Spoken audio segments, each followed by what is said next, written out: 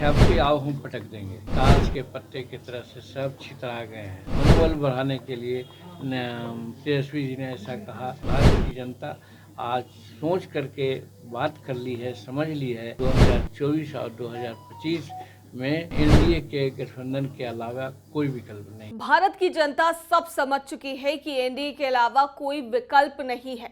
ये कहना है बिहार के पूर्व सीएम जीतन राम मांझी का। मांझी ने ये बातें कही है गया में। दरअसल बिहार के डिप्टी सीएम तेजस्वी यादव ने कहा था कि छत्तीसगढ़, राजस्थान, एमपी, तेलंगाना और मिजोरम के विधानसभा चुनाव में बीजेपी की हार होगी। बीजेपी घबराई हुई है।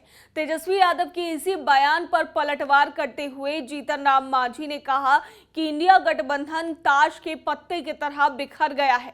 मांझी इतने पर ही नहीं रुके, उन्होंने सीएम नीतीश कुमार पर भी खूब कटाक्ष किया है। पहलवानों में हम लोग देखा है कि जब वो अखाड़ा में लड़ते हैं, गिर जाते हैं, तो कहते हैं अच्छा अब के आओ हम पटक देंगे।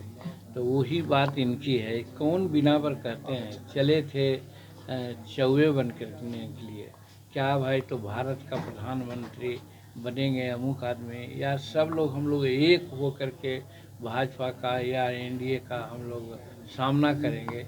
लेकिन आज स्थिति क्या है, ताश के पत्ते की तरह से सब छितरा गए हैं।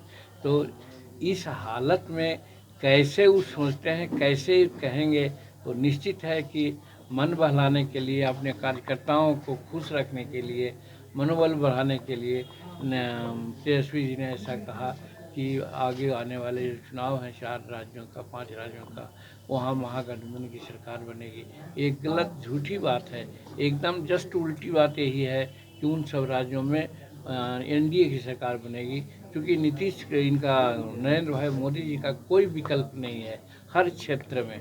इसलिए भारत की जनता आज सोच करके बात कर ली है, समझ ली है कि 2024 और 2025 में एनडीए के गठबंधन के अलावा कोई विकल्प नहीं। आदिकाल से ही महिलाओं के प्रति हम लोग सम्मान रखे हैं, और यही कारण है कि हम लोग महिलाओं का नाम आगे लेते हैं।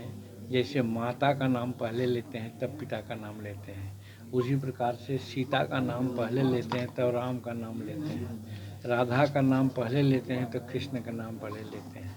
लेकिन बीच में कुछ ऐसी बात आ गई कि कविवर मैथिली शरण गुप्त को कहना पड़ा था कि अबला जीवन हाय तुम्हारी यही कहानी, आंचल में है दूध और आँखों में पानी। यानी अबला बना दिया गया था। वो महिलाएं अबला नहीं है, सबला है, और वो सबला का रूप आज देने की ज़रूरत है।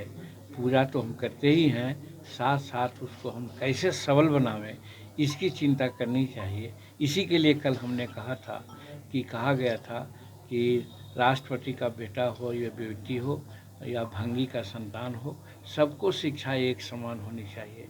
लेकिन आज गरीबों की बेटियों को, गरीबों के बेटा को आज सरकारी विद्यालय के हवाले किया जाता है, जहाँ पढ़ाई बहुत कम होती है, खराब होती है।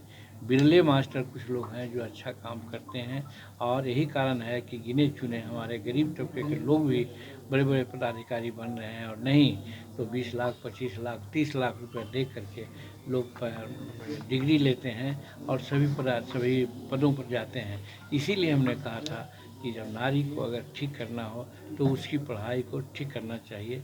और जीतन मांझी जब मुख्यमंत्री के रूप में बिहार में आया था तो आपने देखा होगा कि प्रथम क्लास से लेकर पोस्ट ग्रेजुएट तक के बच्चियों की पढ़ाई किसी जात, किसी धर्म की हो, सब फ्री किया था। आज दुर्भाग्य की बात है कि आज वो सिस्टम को लागू नहीं किया, और जहाँ कहीं किया भी था कुछ दिन के लिए तो कॉलेज को डेफिसिट ग्रांट नहीं दिया गया, जिसके चलते हमारे बहुत सी बेटियों का सर्टिफिकेट हेल्डअप है, और जो पैसे वाले लोग हैं सर्टिफिकेट ले गए हैं। इसीलिए मैंने कहा था कि नारी के कन्या को पूजा करने से नहीं होता है, बल्कि उसके लिए सरकार को आगे बढ़ना चाहिए। जो बदकिस्मती है कि सरकार आगे नहीं बढ़ी है। कुछ काम होते हैं लेकिन वो काम प्रभावकारी नहीं होते हैं। इसीलिए कहा था कि सबको शिक्षा एक समान हो। मांझी ने कन्या पूजन की परंपरा पर बोलते हुए कहा है कि सिर्फ इससे कुछ बदलाव नहीं होगा। नारी की स्थिति सुधारने के लिए नारी शिक्षा पर ध्यान देना होगा और सरकार को भी ठोस कदम उठाने होंगे। दर्श न्यूज में फिलहाल के लिए इतना ही। बने रहिए हमारे साथ देश और दुनिया की तमाम खबरों के लिए। धन्यवाद।